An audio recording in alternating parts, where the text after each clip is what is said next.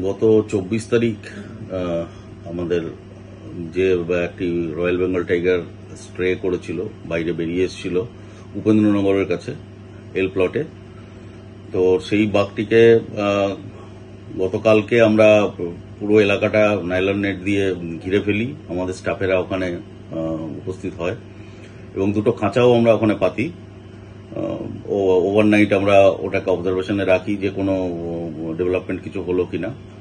সকালের দিকে আমাদের কাছে শ্রীধরনগরের কাছ থেকে একটি খবর আসে যে সেখানেও বাঘমাখ পাওয়া গেছে।